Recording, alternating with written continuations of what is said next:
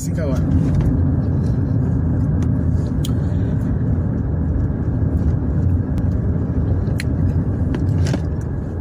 Azalite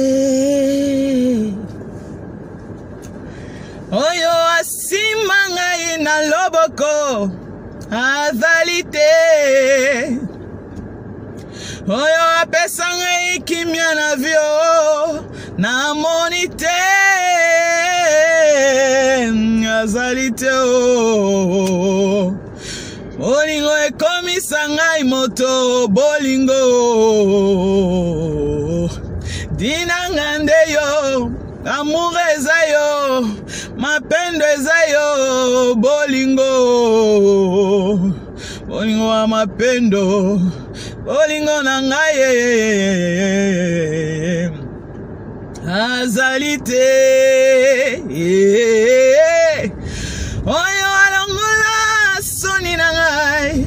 Azalite oyo apesa ngai tina na vie. Azalite oyo asimba ngai na loboko na monite. Azalite na monite oyo asimba ngai na loboko na monite. Azalite o bolingo ekomisa nga zoba ya koyemba yemba. Bolingo bolingo ekomisa ngai boye. Bolingo nakoma koyemba pamba pamba. Bolingo Azalite oyo alongola soni na ngai.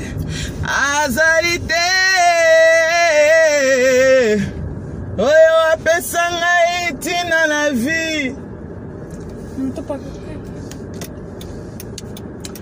Azalite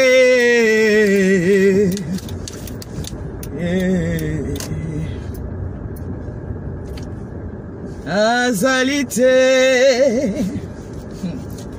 oyo akomisa ngai kokumba mutuka. Azalite azate o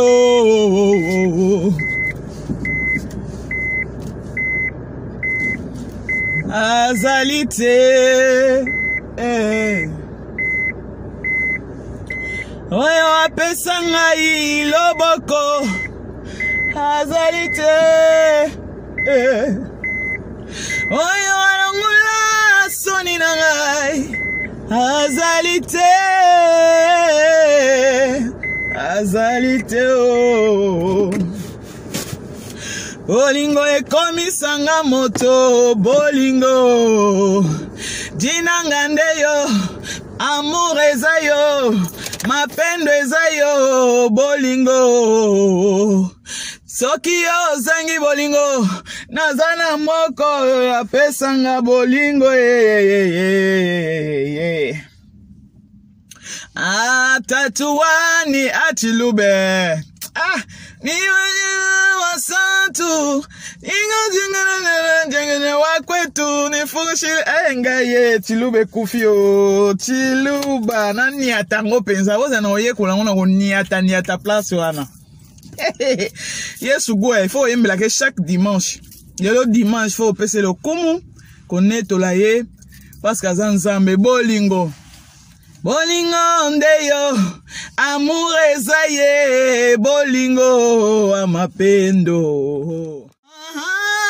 Yesu nangaya ya, Yesu nangaya ya, motema nangezolue. Motema nangezolue nazoko kateko ganga nazoko kateko zela dun po Yesu azali nzambe fidèle abo moyinanga yeah.